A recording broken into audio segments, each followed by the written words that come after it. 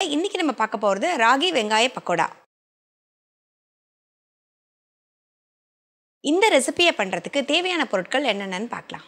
ராகி வெங்காய பக்கோடா செய்ய தேவையான பொருட்கள்: கேழ்வரகு மாவு 1 கப், வெங்காயம் 2, அரிசி மாவு அரை கப், பச்சை மிளகாய் 2, இஞ்சி 1 துண்டு, கருவேப்பிலை சிறிதளவு, மிளகாய்த்தூள் அரை டீஸ்பூன், உப்பு தேவையான அளவு, எண்ணெய் தேவையான அளவு. ராகி வெங்காய பக்கோடா பண்ணுறதுக்கு தேவையான பொருட்கள் என்னென்னு பார்த்தாச்சு. எப்படி பண்ணுறதுன்னு இப்போ பார்க்கலாம். இப்போ ஃபஸ்ட்டு வந்து பார்த்திங்கன்னா 2 வெங்காயத்தை நல்லா நம்ம நீளமாக கட் பண்ணி வச்சுருக்கோம்.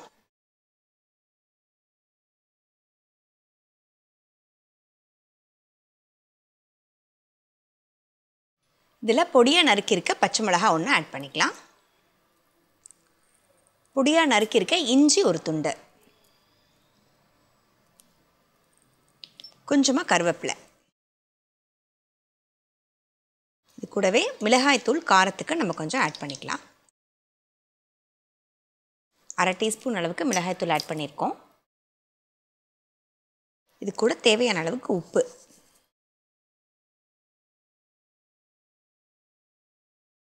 ஃபஸ்ட்டு இது நல்லா நம்ம மிக்ஸ் பண்ணி விட்டுட்டு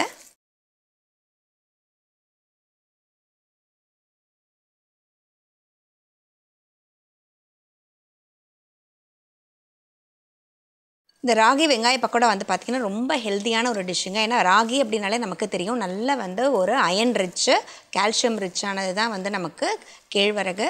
ஸோ நீங்கள் வந்து கிட்ஸ் எல்லாம் ஸ்கூல் விட்டு வரும்போது இது மாதிரி ஒரு ஹெல்த்தியாக பண்ணி கொடுத்தீங்கன்னா, ராகி எந்த ஃபார்ம்லேயும் அவங்க சாப்பிட மாட்டாங்க மோஸ்ட்லி, கூடெல்லாம் நம்ம பண்ணோன்னா. ஸோ அதனால் நீங்கள் வந்து இந்த மாதிரி நீங்கள் வந்து குயிக்காக பண்ணி கொடுத்துடலாம். ராகி மாவு தேவையான அளவுக்கு ஆட் பண்ணிக்கலாம்.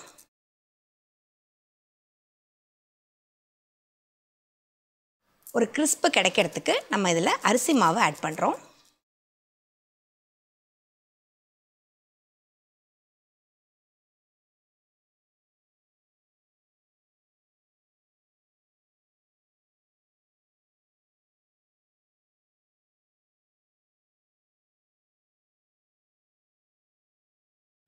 நல்ல சூடாக இருக்க எண்ணெய் கொஞ்சம் ஆட் பண்ணிக்கலாம்.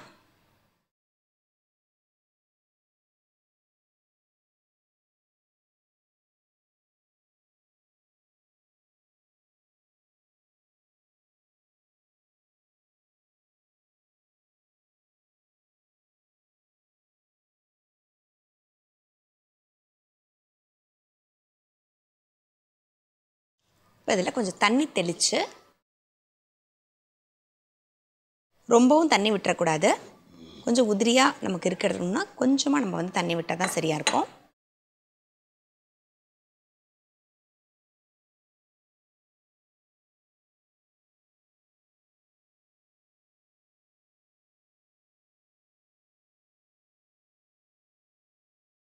மாவில் நமக்கு ஈரப்பதம் இருக்கணும், அவ்வளோதான். அந்த அளவுக்கு தான் நமக்கு வந்து பார்த்திங்கன்னா நமக்கு வந்து தண்ணி தெளிக்கணும்.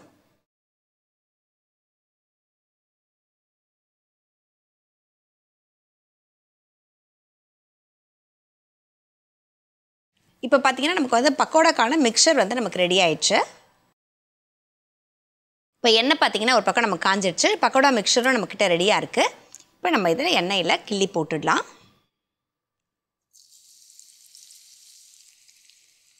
கொஞ்சம் உதிர்த்த மாதிரி நம்ம போடணும்.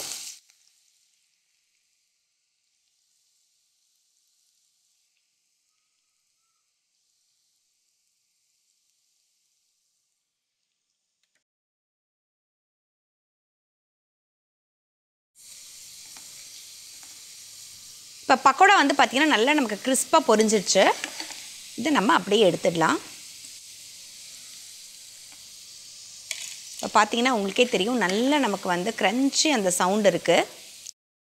இன்றைக்கி ராகி பண்ணியிருக்கோம். இதே மாதிரியே நீங்கள் வந்து கம்பில் பண்ணலாம், இதே மாதிரியே வரகுல பண்ணலாம்.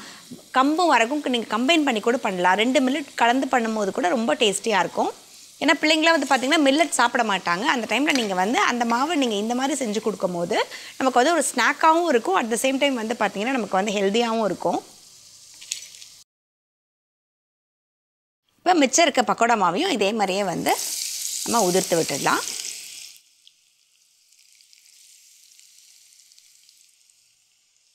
இங்கே செகண்ட் பேட்ச் போடும்போது திருப்பி லைட்டாக தண்ணி தெளித்து நீங்கள் போட்டால் தான் உங்களுக்கு வந்து அந்த ட்ரைனஸ் இல்லாமல் இருக்கும்.